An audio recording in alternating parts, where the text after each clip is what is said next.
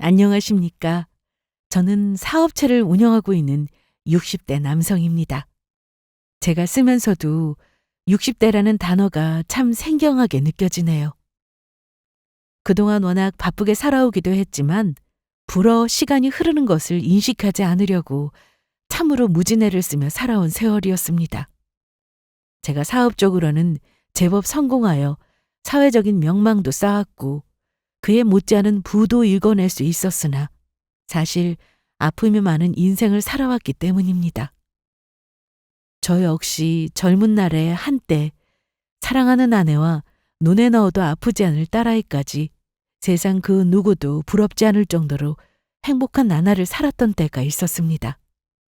아내는 대학 시절부터 제 곁을 함께 해준 첫사랑이었습니다.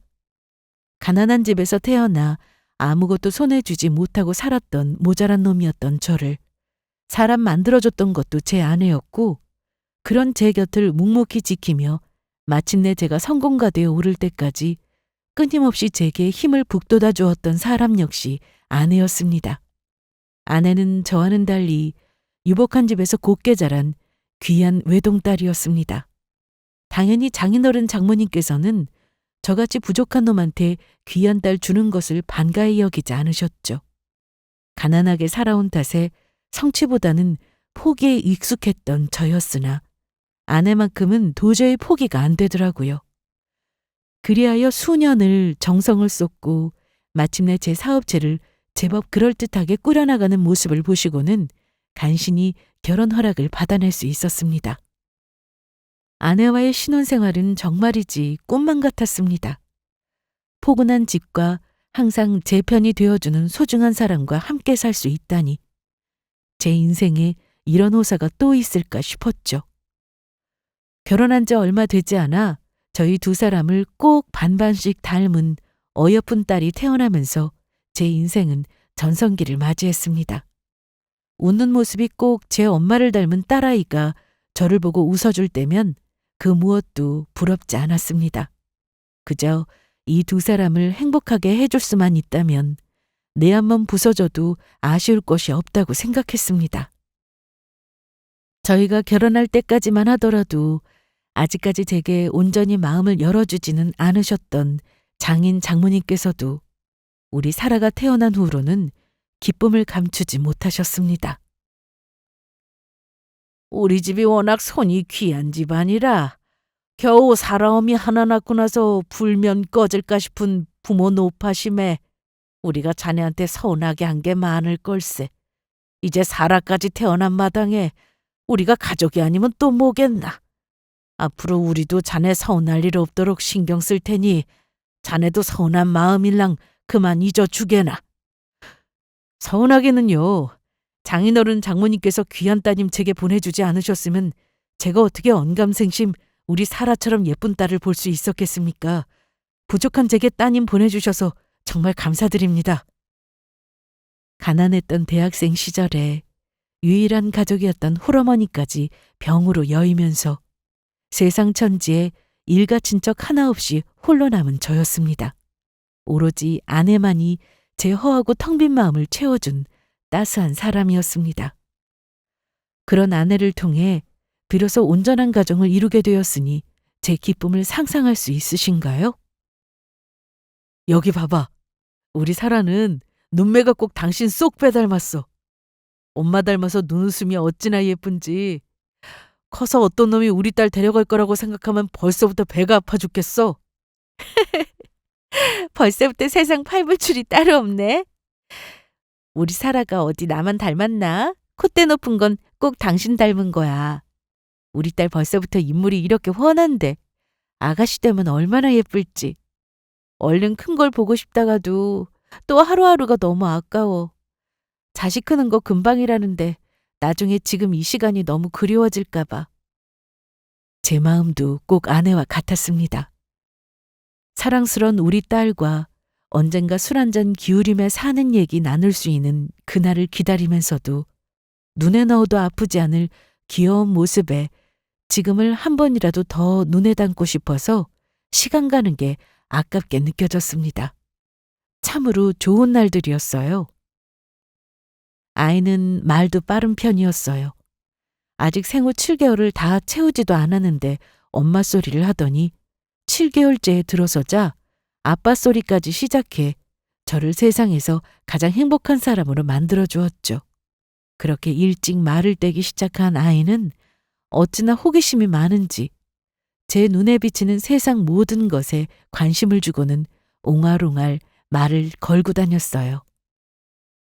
지금도 마치 어제 일처럼 그 모습이 떠오르곤 하는데 한때는 그것조차 너무 아픈 기억이라 애써 묻으려 해도 잊히지를 않아 제 마음을 슬프게 했습니다.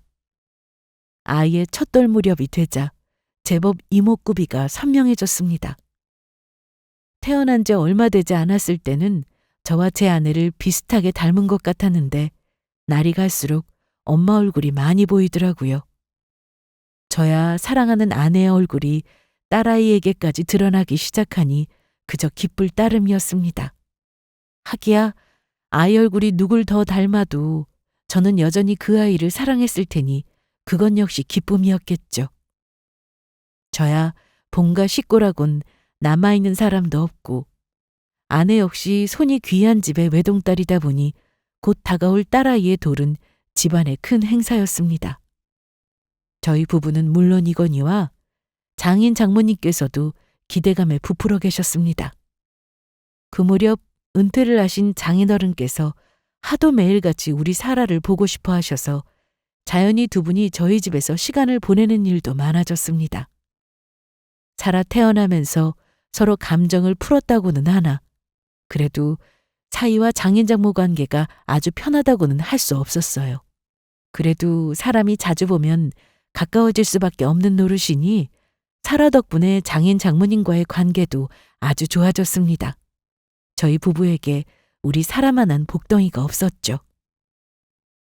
우리 사라 돌잔치는 우리 부부가 아주 성대하게 열어줄 테니 자네는 지금 하고 있는 일 열심히 하게. 그것도 다 때가 있는 거야. 자네가 잘 되면 그만큼 우리 사라도 편하게 지낼 수 있을 테니 필요할 때 나한테 도움 청하는 것도 주저하지 말고. 임서방 자네가 그동안 받쳐줄 만한 여건이 제대로 되지 않아 그렇지 사업가로서의 면모가 뛰어나다는 건 의심하지 않으니까 그건 걱정하지 말고. 장인어른께서도 평생 건실한 사업체를 꾸려오신 분이셨습니다. 결혼 초반까지는 저 혼자서 젊은 패기로 제 회사를 키워보겠다고 가진 애를 썼고 실제로 노력의 성과를 거두기도 했습니다. 그전까지는 그런 저를 지켜보기만 하셨던 장인어른께서 우리 사라가 태어난 후로는 적극적으로 저를 지원해주기 시작하셨습니다. 송구스런 마음에 몇 번 어렵게 고사의 뜻을 전한 적이 있었으나 장인어른께서는 한번 자기 사람이라고 선안해 드린 사람에게는 참으로 화통하신 분이셨습니다. 나한테 자식이라고는 사라엄이 하나뿐인데 내가 이 재산 다 끌어안고 있는들 그걸로 무얼 하겠나.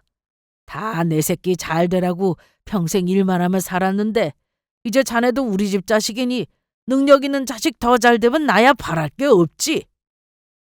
도와주시는 것도 도와주시는 거지만 장인어른께 진정한 사위이자 자식 같은 존재로 인정을 받은 것 같아 기뻤습니다. 비록 일이 너무 바빠져서 우리 사라 얼굴 볼 시간이 날로 줄어드는 건 아쉬웠지만 이건 역시 우리 사라가 자라서 자기 하고 싶은 것 다 하게 해줄 수 있는 발판이 되어주리라 생각하니 뿌듯했습니다. 그날 역시 회사에 처리할 일이 너무 많아서 저녁도 먹는 둥 마는 둥 하며 바쁘게 업무를 보고 있었습니다. 직원들 다 퇴근하고 저 홀로 서류 넘기는 소리만 고요하게 들리는 가운데 갑자기 정적을 깨고 전화벨이 울렸습니다. 집이었어요. 나 곧 출발할 거야. 왜? 여보, 우리 사라 어떡해 여보.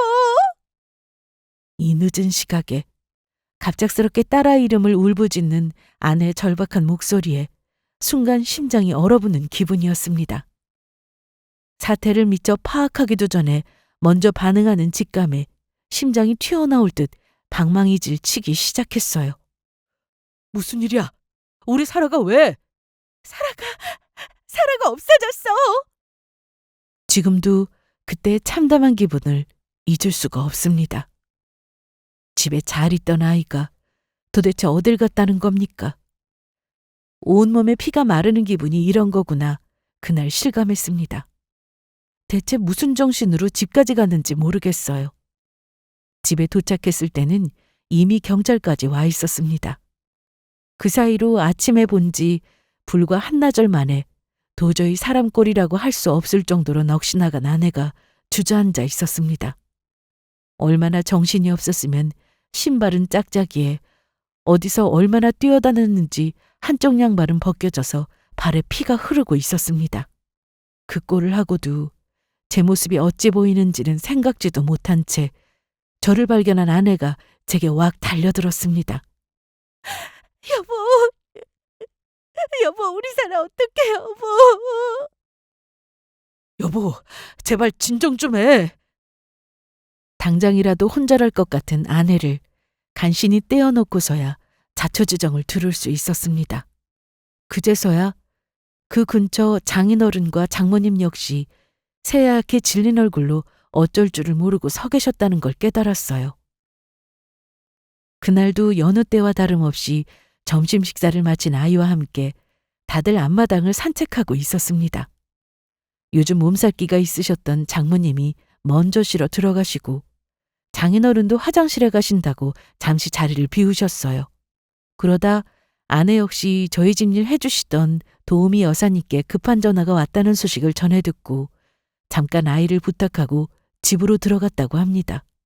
막상 전화를 받으니 이미 전화가 끊어져 있길래 의아해하면서 다시 아이가 있던 앞마당으로 나갔는데 아이가 보이질 않았다고 합니다. 아무리 주변을 둘러봐도 우리 사라가 보이지 않자 공포에 질린 아내가 비명을 지르기 시작한 겁니다. 그렇게 온 가족이 아이가 사라진 걸 알게 된 거죠. 이상한 건 급히 아내를 불러낸 가사도우미 역시 보이질 않았다는 겁니다. 그러고는 제가 돌아온 이 시간까지도 둘의 모습은 그 누구도 찾아낼 수 없었습니다. 혹시 아이가 열린 문틈 사이로 스스로 나갔을 가능성도 있습니다만 도우미가 함께 사라졌다는 데서 유괴의 가능성도 배제할 수 없습니다. 전화를 받았을 때 이미 끊어져 있었다는 점에서 충동적 유괴가 아닌 계획적 범죄의 가능성도 있기 때문에 아이 목숨을 담보로 돈을 요구하는 연락이 올 수도... 아이 목숨을 노린다는 말에 간신히 버티던 아내의 두 눈이 횟가닥 뒤집히더니 그대로 혼절했습니다. 여보, 여보 정신 차려. 사라 엄마. 아이고 내 새끼. 제발 눈 좀 떠봐. 아직 돌도 되지 않은 아이였습니다. 그 어린 것이 대체 무슨 죄를 지었다고 이런 험한 일을 겪어야 합니까? 아이를 데려갔을지 모르는 몹쓸 인간에게 형용할 수 없는 어마어마한 분노를 느끼는 동시에 누구에게든 제발 내 아이 돌려달라고 빌고 싶은 심정이었습니다. 아이를 인질로 돈을 요구할 수도 있다는 가능성은 제게도 제법 그럴듯하게 들렸습니다. 당장 아이 아버지인 저도 사업으로 제법 재산이 쌓여 있었고 아이 외가도 부유한 편이었으니 그런 류의 유괴 범죄 가능성을 배제할 수 없었죠. 그것조차 우리 아이가 내 자식으로 태어나 이런 일을 겪는다고 생각하니 지금 어디서 어떤 모습으로 있을지조차 알 수 없는 내 아이 대신 제 목숨이라도 내어주고 싶은 심정이었습니다. 아이를 데려갔을 것으로 추정되는 가사도우미는 이미 수배에 들어갔으나 아이가 사라진 지 이틀이 지나도록 별다른 소식은 들려오지 않았습니다. 더욱 우리 부부 피를 말리게 한 것은 돈을 요구하는 일체의 연락도 받지 못했다는 겁니다. 처음에는 어떤 처죽일 놈이 감히 돈 때문에 내 귀한 새끼를 데려갔는지 잡히면 정말 찢어 죽일 생각이었는데 차츰 그 누구에게도 연락이 오지 않는다면 어떻게 하나 하는 생각이 들었습니다. 차라리 제발 우리 집에 전화를 걸어 돈을 요구해 주길 마음속으로 비는 지경에까지 이르렀습니다. 그때 한 가지 새로운 소식이 들어왔어요. 바로 가사도우미를 붙잡았다는 소식이었습니다. 이틀 만에 보는 가사도우미 꼴은 정말 말이 아니었어요. 어디서 피죽도 못 얻어먹고 다녔는지 얼굴이 거무죽죽한 게 당장이라도 쓰러질 것 같았죠. 하기야 영화 납치 용의자로 전국에 수배가 떨어졌는데 당연한 일이겠죠. 저나 아내나 눈에 보이는 게 없었습니다. 그 여자를 붙들고는 미친 사람처럼 소리를 질렀어요. 우리 사라! 우리 사라 어디 있어요, 아줌마? 우리 사라! 여사님, 제가 이렇게 빌게요. 제발 우리 사라만 돌려주세요. 제가 하라는 거 다 하고 달라는 거 다 드릴게요. 제발 우리 사라만. 정신 나가서 애가 끊어지도록 어린 딸을 찾는 저희 부부에게 겁을 집어먹은 그 여자가 바닥에 납작 엎드리더니 통곡을 하며 빌기 시작했습니다. 사장님, 제가 잘못했습니다. 죄송해요, 사모님.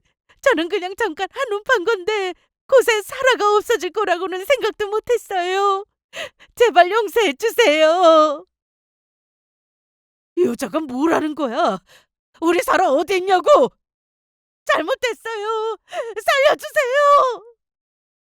그러니까 저 여자가 누군가와 공모해 돈을 노리고 우리 딸을 데려간 것이 아니라 잠깐 한눈판 새 아이가 없어지자 그 책임을 질 것이 무서워 그대로 우리 집에서 도망쳤다는 겁니다. 거짓말하지 마. 그 조그만 게 혼자 어딜 갔다는 게 말이 돼?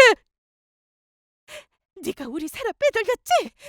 내 딸 내놔. 우리 사라 돌려줘. 진짜예요. 제발 믿어주세요. 그러고도 한참을 그 여자 말을 믿을 수 없다며 난리를 치다가 결국 아내는 혼절하고 저는 바른 대로 말하라며 그 여자를 추궁했으나 돌아오는 대답은 같았습니다. 저희 부부는 그 여자를 믿지 않았습니다만 그러고 얼마 지나지 않아 마침 그 시각에 저희 집 앞을 지나던 차량 블랙박스에서 도우미가 혼자서 혼비백산에서 도망치는 영상을 찾을 수 있었습니다. 결국 그 여자 말이 맞았던 거예요. 아직 지금처럼 도처에 CCTV가 널려있지도 않았고 블랙박스를 단 차량도 많지 않았어요. 그나마 집 가까운 곳에 있던 CCTV에서 아이의 흔적을 찾을 수 없었습니다. 가사 도우미가 유괴에 연관되지 않았다는 걸 밝혀낸 것 자체가 천운이었죠. 그 차가 조금만 더 빨리 저희 집 앞을 지나갔다면 어쩌면 우리 아이가 집 밖으로 나가는 게 찍혔을 수도 있다고 생각하니 가슴이 더욱 타들어가는 기분이었습니다. 그렇게 온 천지를 들쑤시며 아이를 찾았으나 우리 사라에 대한 소식을 아는 이는 단 한 명도 없었어요. 영아 유괴라는 흉악 범죄가 일어났으니 경찰도 얼마간 수사를 벌였으나 아무런 소식도 접하지 못하는 날이 점점 늘어가자 슬그머니 사건에서 손을 떼기 시작했습니다. 철수라뇨. 아직 우리 사라 찾지도 못했는데 쓸만한 증거 하나 못 찾고 어떻게 철수하겠다는 소리를 할 수 있습니까? 저희도 정말 최선을 다했습니다. 하지만 이런 안타까운 사연 가지신 분들이 선생님 댁에만 계신 게 아닌데 저희도 일을 해야 하지 않겠습니까? 죄송합니다. 제발 도와주세요. 경찰까지 손 놓으면 저희가 무슨 수로 우리 딸을 찾아요. 온 가족이 매달려 빌었으나 그 사람들도 나라 녹을 먹고 사는 경매에 시달리는 분들인데 도리가 없었겠죠. 지금이야 이런 생각이나마 들었지만 그때는 내 새끼 찾지도 못하는 놈들이 책임 회피하고 도망친다 싶어 눈이 뒤집혀 있었습니다. 저 사람들까지 포기하고 나면 정말 우리 딸이 영영 저희 곁으로 돌아오지 못할지도 모른다는 걸 인정해야 할 것 같아서 정말이지 미쳐버릴 지경이었어요. 그렇게 경찰이 돌아가고 한동안 아내는 식음을 전폐했습니다. 그래도 경찰이 수사를 진행할 때는 어떻게든 힘내서 우리 사라 찾으러 가야 한다고 억지로 음식을 쑤셔 넣었던 아내였습니다. 그게 마치 모든 생에 의지를 놓은 것만 같아 저는 두려움에 떨어야 했습니다. 사랑하는 딸아이에 이어 아내까지 잘못된다면 저로서는 살아있을 이유가 없었습니다. 하지만 억지로 집안에 음식을 떠넣어도 삼키질 않는 아내였습니다. 겁에 질린 저는 아내를 어르기도 때로는 감정을 억누르지 못하고 화를 내기도 아내를 윽박지르기도 했습니다만 아내의 행동을 바꿀 수는 없었어요. 여보, 제발. 우리 사라가 엄마 이러고 있는 줄 알면 얼마나 가슴 아프겠어. 우리가 기운을 차려야 다시 사라 찾으러 갈 거 아니야. 제발 기운 좀 차려. 제발 나 좀 살려줘, 여보. 기운이 없어 소리도 내지 못하고 조용히 눈물만 흘리는 아내를 보는 제 가슴이 미어졌습니다. 그 곱던 얼굴이 얼마 되지 않은 시간 동안 완전히 상해 있었습니다. 비록 그 얼마 되지 않은 시간이 저희 부부에게는 엇것과도 같은 시간이었지만 말입니다. 간간히 정신을 차린 아내가 미친 사람처럼 온 동네를 뛰어다니며 사라를 찾다가 혼절하는 일이 반복되었습니다. 너무 먹은 게 없어서 링거로 간신히 연명하는 사람이 무슨 힘이 나서 저러는지 불가사의하게 느껴질 정도였습니다. 그러기를 여러 번, 결국 아내는 정신을 놓아버리고 말았습니다. 그때 내가 자리를 비우지만 않았어도 내 손녀가, 내 딸이 저 지경이 되지는 않았을 텐데 내가 죄가 많아서 내 새끼들이 저 고통을 겪고 있구나.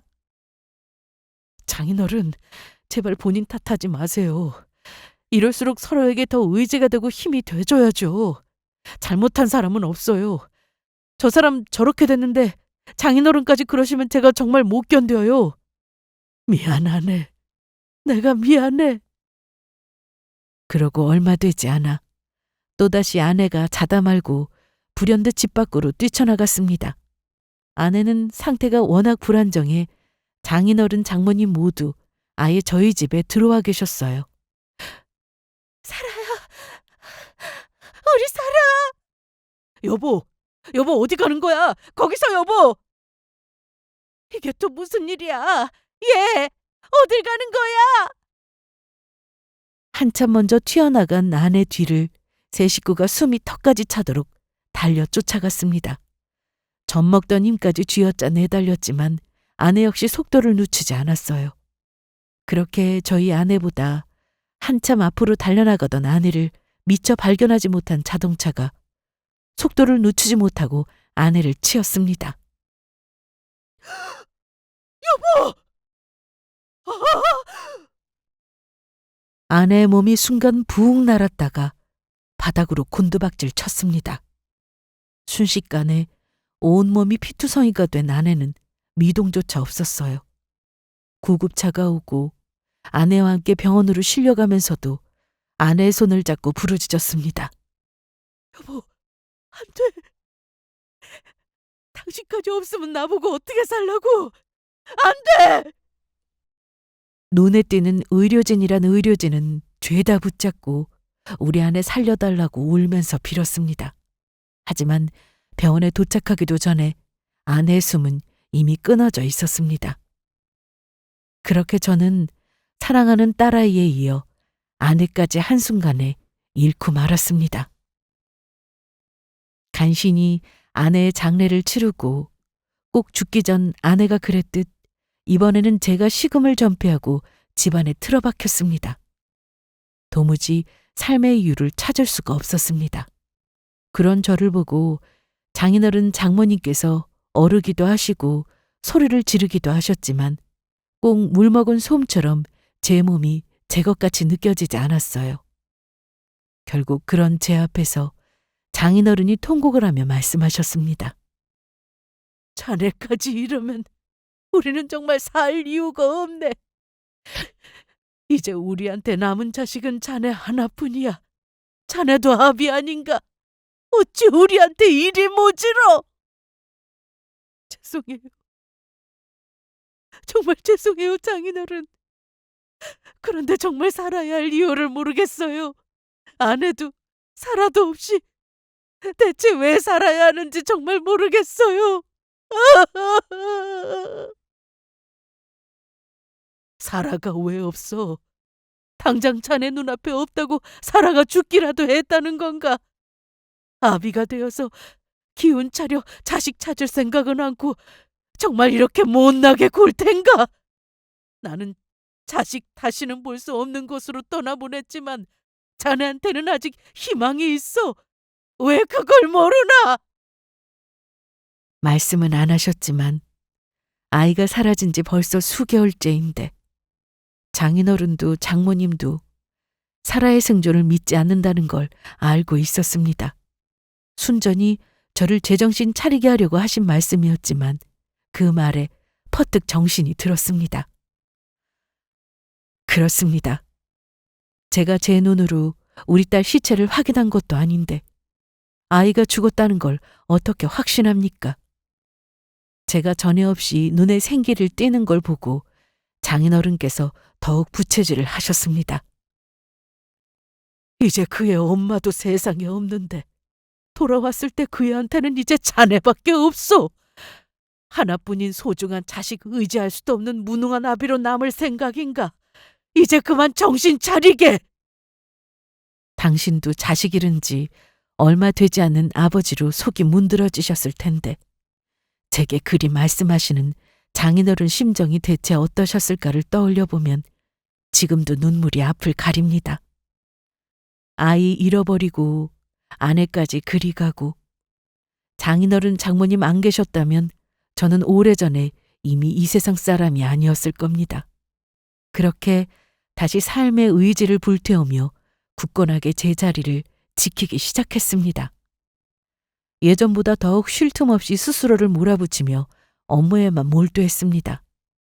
그렇게라도 하지 않으면 그 잔인한 시간을 버틸 자신이 없었습니다. 죽은 사람처럼 가만히 있기만 하던 사위가 미친 듯이 일만 하며 몸을 축내니 장인 장모께서 걱정이 크셨지만 그나마 지금은 일이 저를 간신히 버티게 하고 있다는 걸 알고 계시니 뭐라고 말리지도 못하고 애만 태우셨습니다. 아이러니하게도 사업은 날이 다르게 번창해 갔습니다. 이건 역시 우리 사라가 돌아왔을 때 전부 그 아이를 위해 쓸 것이라고 생각하니 힘겨운 하루를 조금은 더 버틸 수 있게 해주었어요.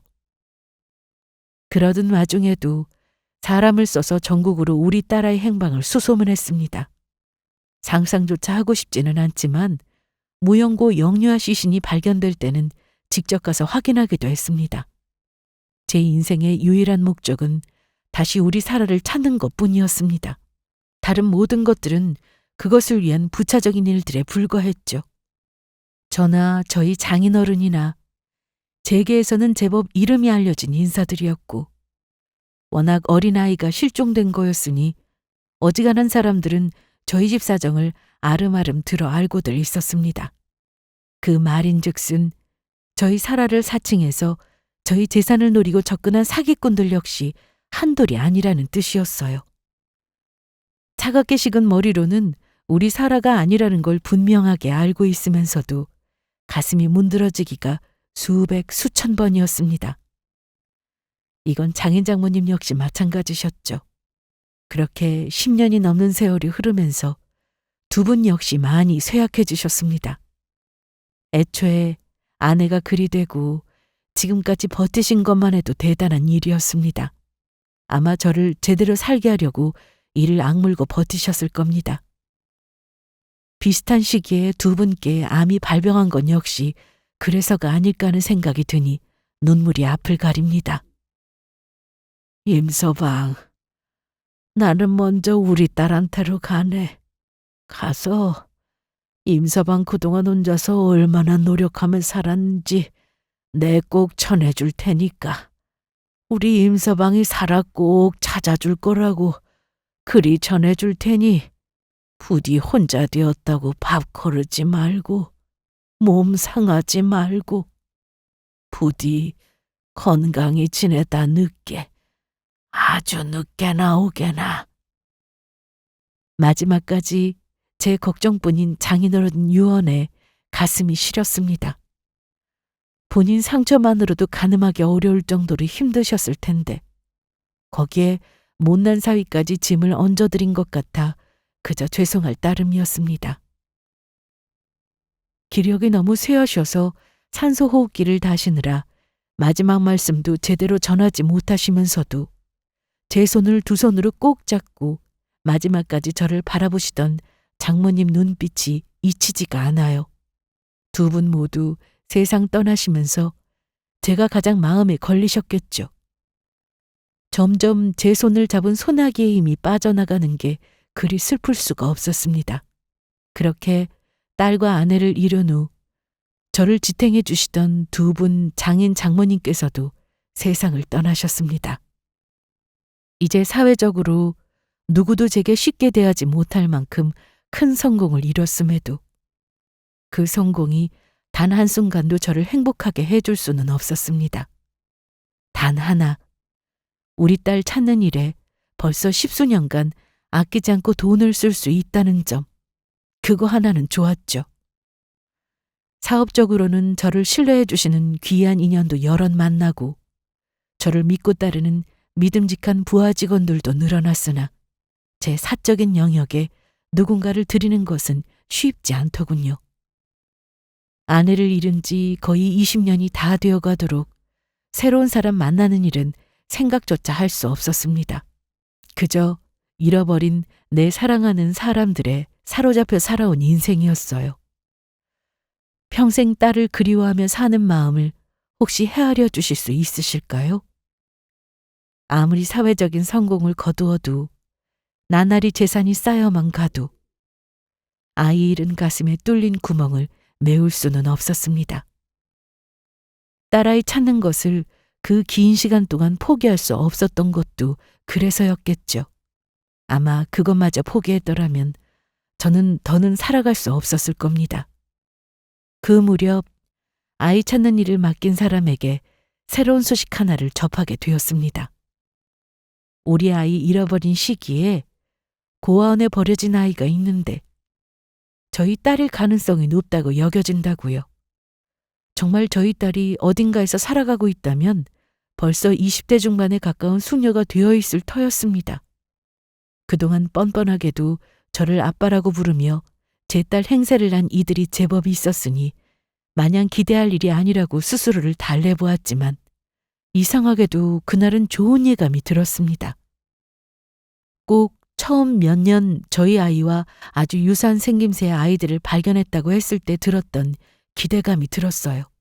그것도 시간이 지나면서 많이 무뎌지면서 저도 모르게 기대가 낮아졌었거든요. 오랜만에 잠을 설칠 정도로 심장이 뛰어대서 잠도 거의 자지 못했습니다. 그렇게 제 딸아이로 추정되는 사람이 살고 있다는 지방 소도시를 방문하게 되었습니다. 이번에는 그쪽에서 먼저 자기가 제 딸인 것 같다고 주장하며 찾아온 게 아니라 제가 고용한 사람이 직접 찾아내서 저의 만남을 제안한 거였어요. 그 사람이 제게 건넨 서류 속 사진은 놀라울 정도로 제 아내의 얼굴을 닮아 있었습니다. 꼭 아내가 다시 살아온 것만 같은 기분에 떨리는 가슴을 진정시키기 힘들었습니다. 하지만 그럴수록 더더욱 냉정하게 상황을 판단해야 했습니다. 이번엔 저희 쪽에서 먼저 접촉했으니 저에 대해 모를 수도 있으나 조심해서 나쁠 건 없었습니다. 그렇게 저는 일부러 수수한 옷을 차려입고 유명한 사업체의 대표라고 상상하기 어려운 행색으로 약속 장소로 나갔습니다. 그렇게 맞은편에서 걸어오는 그 아이를 보는 순간 심장이 멎는 기분이었습니다. 제가 아내를 처음 보았을 때 모습 그대로 걸어오는 아이에 저 아이가 우리 사라라고 확신을 했어요. 하마터면 그 아이 입장에서는 처음 만나는 아저씨면서 소리내서 사라의 이름을 부를 뻔했습니다. 안녕하세요. 김지연이에요. 당연한 일이지만 딸아이가 자기 이름을 기억할 리가 없었습니다. 처음 듣는 이름을 소개하는 딸아이 목소리에 목구멍 안쪽이 꽉 막히는 기분이었습니다. 아이는 지금껏 제 딸을 사칭한 사람들과는 달리 확연히 저를 경계하고 있었습니다. 죄송하지만 제가 시어머니께 말씀도 못 드리고 나온 거라서요. 잠깐 돌아가 봐야 해요. 나이가 아직 어린데 벌써 결혼을 했어요? 아무래도 제가 가족이 없다 보니 일찍 의지할 수 있는 사람하고 가정을 꾸리게 됐어요. 그 짧은 말 한마디에 그 긴 세월 아이가 겪었을 고단한 인생이 눈앞에 그려지는 듯 했습니다. 아비가 되어 눈앞의 자식을 지켜주지도 못했다는 생각에 심장이 갈기갈기 찢기는 것 같았어요. 당장이라도 아이 손을 잡고 세상 좋은 곳이라면 다 안겨주고 싶었습니다. 사실 저는 큰 기대 안 해요. 보육원 앞에 벌어져 있었을 때 제 영양 상태가 아주 안 좋았대요. 분명 어린 자식 짐처럼 여기고 내다버린 사람이 내 부모일 테니 20년이 넘도록 자식을 찾으신 아저씨같이 좋은 부모가 제 부모일 리 없어요. 좋은 부모라니. 딸아이 말에 말문이 확 막혔습니다. 사실 오늘도 안 나오려고 했는데 그래도 여기까지 내려오셨는데 그냥 가시게 하는 게 예의가 아닌 것 같아 나왔어요. 기대하셨다면 죄송해요. 죄송하다는 딸아이 말에 차마 면목이 없으면서도 그렇게 외롭게 자라고 고생했을 텐데도 저리 마음 따뜻한 아이로 자라주어 그저 고마운 마음뿐이었습니다. 아직 아이가 저를 경계하고 있었기에 아이 손을 잡고 싶은 마음을 애써 억누르며 말했습니다. 그래도 한번 믿지는 셈 치고 검사라도 한번 해봐요, 우리. 나 하도 이런데 단련이 되어 있어서 아니더라도 절대 원망 안 하니까 불쌍한 아저씨 소원 한번 이뤄주는 셈 치고 부탁할게요. 썩 내키하지 않으면서도 모질게 거절하지 못한 딸아이가 결국 수락했습니다. 유전자 검사 이전에 저는 이미 이 아이가 우리 살아임을 확신했으나 아이를 설득하려면 검사는 필수였으니까요.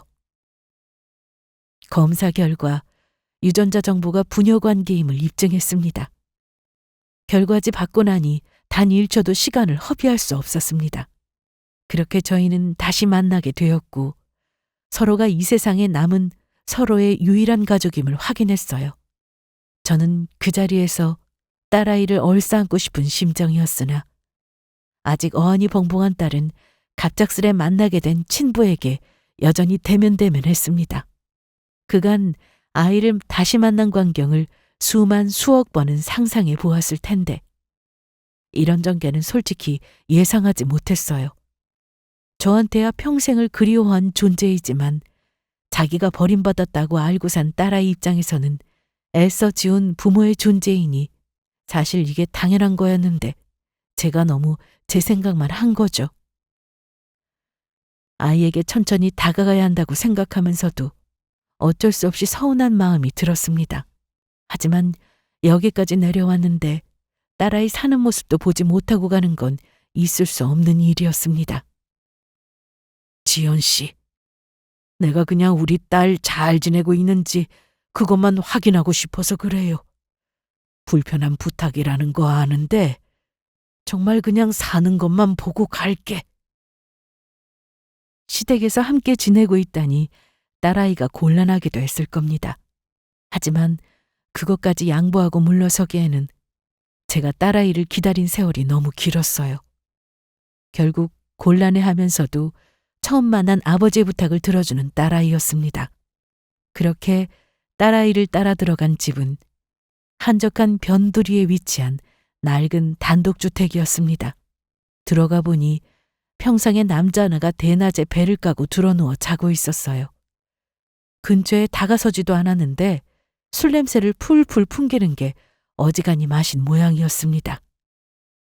제 남편이에요. 정말이지 기가 찼습니다. 분명 의지할 사람을 만나 결혼했다고 했는데 저놈이 제 딸한테 의지를 하면 했지 누군가 의지할 만한 인간의 꼴이 아니었어요. 그때 인기척을 느끼고 비척비척 일어난 놈이 제게 삿대질을 했습니다. 뭐야, 저 영감이야? 난데없이 튀어나온 무례한 말에 절로 얼굴이 찌푸려졌습니다. 당황한 딸아이가 놈 입을 막을 새도 없이 서슴없는 막말이 이어졌습니다. 아비를 찾았다길래 뭐 콩고물이라도 떨어지나 했더니 하고 있는 행색을 보니 빌붙으면 빌붙었지 도움될 만한 인간도 못 되는구만. 하긴 자식 버리는 게 어디 쉬운 일인가. 이봐요. 우리도 제코가 석자야. 우리도 겨우 먹고 사는데 이제 와서 버린 딸 자식은 뭐하러 찾아요? 여보 제발 왜들 소란이야? 밖이 시끄럽자 튀어나온 딸의 시모라는 여자가 저를 발견하고 흠칫했습니다. 그러고는 무례하게 저를 대놓고 아래위로 훑어보더군요. 제 아들이랑 별반 다를 것 없는 태도에 그만 정신이 아득해졌습니다. 저런 인간들한테 의지해야 할 정도로 삶이 팍팍했다니. 내 딸 자식한테 어떻게 사죄를 해야 하나 마음이 먹먹해졌어요. 얘 아버지 되시나 봐요? 우리가 그간 부모도 없는 애 걷어먹이느라 여간 고생이 아니었어요. 할 줄 아는 것도 없어서 내가 일일이 가르치느라 얼마나 애를 먹었는지 몰라. 그래도 부모인데 끼고 살았으면 가르쳤으면 좀 좋아. 얘, 너 거기서 그렇게 얼빠지게 서 있지 말고 얼른 가서 저녁 준비부터 해라. 결혼한 여자가 어디 빨빨 돌아다니면서 시간 죽이고 있어? 이 바쁜 시간에. 처음 만난 사돈한테 물 한 모금 안 주는 건 그렇다 치더라도 익숙하게 제 딸을 식모 취급하는 꼴을 보자니 속이 뒤집힐 지경이었습니다. 딸아이는 당황해서 어쩔 줄을 모르고 제가 한마디도 않고 서 있는데 앉으라는 소리 한마디도 안 하더군요. 저도 모르게 분노를 참지 못하고 이를 뿌듯 갈았습니다. 저것들이 대체 어떻게 손봐줘야 하나 정신없이 머리를 굴리고 있는데 때마침 제 비서와 운전기사가 집 문 안으로 들어섰습니다. 실례합니다. 대표님, 여기 말씀하신 선물들 준비해왔습니다. 어디에 두면 좋을까요? 비서와 운전기사 양손 가득 온갖 값비싸고 진귀한 선물들이 잔뜩 들려 있었습니다. 비싼 선물들에 말쑥한 남자들 입에서 나오는 대표님이라는 호칭까지. 배를 까고 드러 누워있던 사위놈과 시모가 그 광경에 눈이 휘둥그레졌습니다. 저는 그것들을 쏘아보며 제 비서에게 말했습니다. 그럴 것 없네. 내 아무리 보아도 여기 그런 거 받을 자격이 있는 인간은 없는 것 같으니 도로 싹 들고 나가게. 영문도 모르고 비서와 운전기사가 도로 나가는 꼴을 보며 사이놈과 시모가 발을 동동 구르기 시작했습니다. 뭔가 잘못돼도 단단히 잘못됐다는 걸 그제야 눈치챈 거죠. 놈이 땅바닥에 납작 엎드리더니 아까와는 완전히 다른 사람처럼 제게 비굴하게 굴기 시작했습니다. 아이고 장인어른! 제가 귀하신 분을 미처 몰라 뵙고 그러지 말고 이쪽으로 올라오시죠. 아이고 사돈, 여기까지 오시느라 고생 많으셨죠? 내 얼른 따뜻한 밤 지어드릴게요. 일 없습니다. 방금까지 나 보는 앞에서 나랑 내 딸을 그렇게 괄시해놓고 대표 소리 들으니 굴러온 복 걷어찼다 싶은가 보지. 감히 내 딸 식모 취급해놓고 내가 니들을 가만둘 줄 알았어? 어디 감히 내 귀한 딸을. 아이, 아닙니다. 식모라뇨. 너 왜 가만히 보고만 있어? 장인어른 오해하시잖아. 그 입 닥치지 못해? 어디 감히 내 딸한테 소리를 질러? 제 입에서 떨어지는 불호령에 제 딸을 닥달하던 놈도 깨갱했습니다. 저 별것도 아닌 놈이 내 딸 생고생을 시켰을 걸 생각하면 당장에 놈을 찢어 죽이고 싶었어요. 가뜩이나 일찍 부모 잃고 인생이 고단했을 아이를 감싸 안아주지는 못할 망정 지켜줄 어른 없다고 만만히 여기고 순진한 애 데려다 고생을 시켜? 이 악기 같은 놈들이 감히 내 딸한테 상처를 줘? 보고만 있기도 아깝고 귀한 내 딸을. 내가 내 모든 걸 다 걸어서라도 니놈들 절대 가만두지 않을 테니 앞으로 벌어질 일들은 다 니놈들 업보라 생각해라. 앞으로 이 땅 어디에서도 니놈들 제대로 발붙이고 살 수 있는 곳은 없을 테니. 그리고는 뒤도 돌아보지 않고 딸아이 손을 잡고는 그 악기 소굴에서 뛰쳐나갔습니다. 두 연놈이 신도 못 신고 기어나와 제발 용서해달라며 비굴하게 빌었으나 들은 척도 하지 않고 차에 딸아이를 태워 출발했어요. 갑작스런 상황에 놀란 딸아이가 훌쩍훌쩍 울기 시작했습니다. 딸아이를 웃게만 해줘도 모자랄 판에 눈물을 흘리게 만들다니 이 상황이 그저 기가 막혔습니다. 아가, 내 딸 살아야. 아빠가 미안하다. 내가 조금만 더 일찍 찾았으면 네가 이 꼴은 보지 않았을 텐데 다 아빠 잘못이야. 아빠가 정말 미안해. 저도 모르게 저 역시 뜨거운 눈물을 쏟고 있었습니다. 딸아이 역시 이제 주체할 수 없을 정도로 펑펑 눈물을 흘리고 있었어요. 나 구하라고. 너 같은 거 우리 없었으면 누가 받아줄 사람이나 있을 줄 아냐면서 나를 무시하고 괴롭히고 만날 밥이며 살림이며 집 밖으로 나가지도 못하게 하고 나도 이렇게 살기 싫었는데 저 사람들한테까지 버림받으면 정말 아무도 날 찾지 않을까 봐. 그래서 너무 무서웠어요.